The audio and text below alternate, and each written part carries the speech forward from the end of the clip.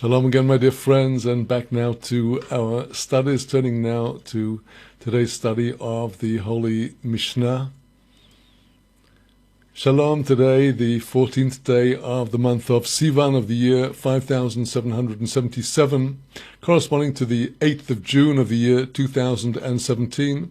And we'll continue today with our studies in the Mishnah, Tractate Shabbat, Masachet Shabbat, in chapter 19, where in the first Mishnah we have already learned that while the performance of a Brit Milah, the circumcision of the covenant on the Shabbat, is mandatory for a healthy baby, if the boy was born on the Shabbat and the 8th day after the birth is on Shabbat, it is mandatory to perform the mitzvah in its proper time, and it may not be deferred unless the child was unwell and unfit to be circumcised.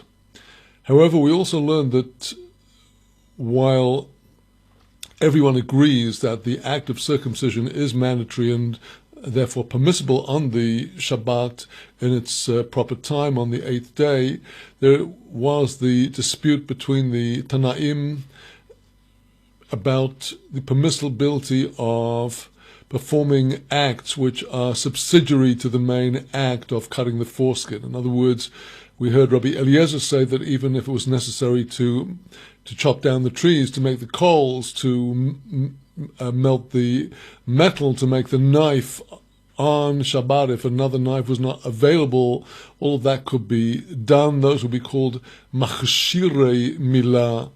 Machshir, they make possible, they open the way for the milah. Rabbi Akiva stated that all of these subsidiary acts have to be done before the Shabbat, and if they were not done, then it may be impossible to carry out the circumcision on the Shabbat. So now our Mishnah turns to the actual process of the circumcision, and this is a key passage for understanding what is involved in the circumcision of a male child according to our Torah. Says the Mishnah, second Mishnah, Oisin kol tzolchei milo b'Shabbos. They may perform all of the needs of the circumcision, all that is required for the successful performance of the mitzvah itself on the Shabbat, as the Mishnah goes on to specify, mohalin. The work of the mohel, the person that does the circumcision, is from the root mohalin here. They actually cut off the foreskin. Ufoirein. Foirein is from the Hebrew root of revealing something, as in the case of the hair of the leper that is left uncovered, the hair of the Sota woman, Porua. It is normally covered over, but in those cases it is revealed and out there. So here the expression porin is a very important part of Torah law, and that is that the second stage after the cutting of the actual foreskin is the breaking of the membrane that covers over the crown of the male organ and peeling it off. This is normally done by the person doing the circumcision, perhaps with a fingernail or something else that breaks the membrane, enabling him to peel back this membrane. This is the membrane that is over the crown of the organ underneath the foreskin itself.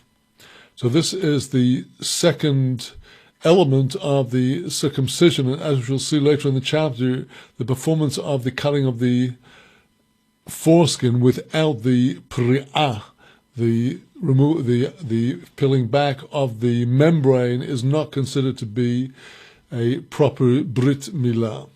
The third stage in the procedure, umoitzitzin, this is where the mohel, who must check that he is healthy and not suffering from any condition such as herpes, If he is hygienic, he will then, prior to the circumcision, wash his mouth out with disinfectant. He actually applies his mouth directly to where the foreskin has been cut off and where the membrane has been peeled back, and he sucks in order to draw the blood to the surface, which is part of the healing process.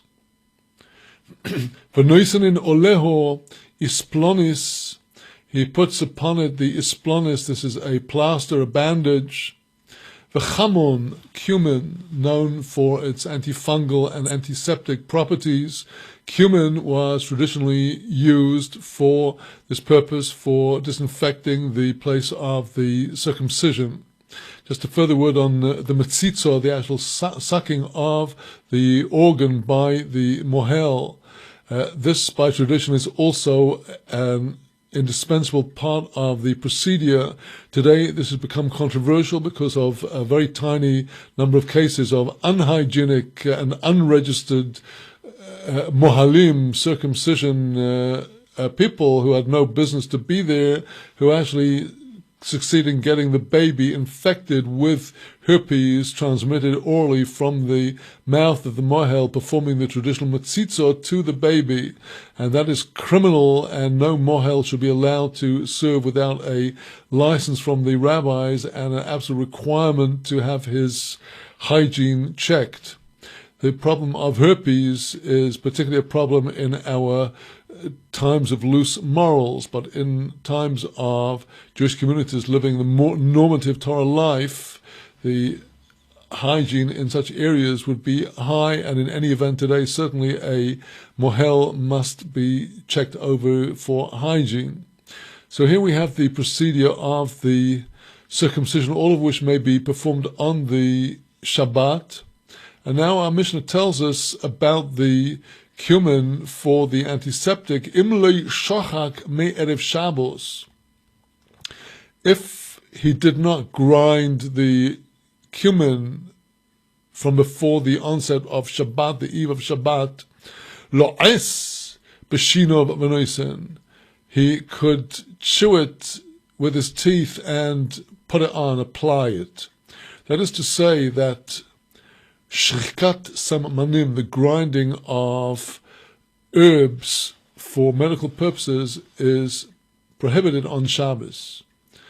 It is under the prohibition of techina, of grinding, and as we shall be discussing later on, even the taking of some medications for people who are not actually seriously ill on Shabbat is heavily hedged around with restrictions for fear that people would come to grind herbs on the Shabbat and therefore violate the prohibition against grinding. Well, now here, the application of the cumin is among the machshirei milah. That is to say, it's permitted to apply it, but to prepare it is not permitted.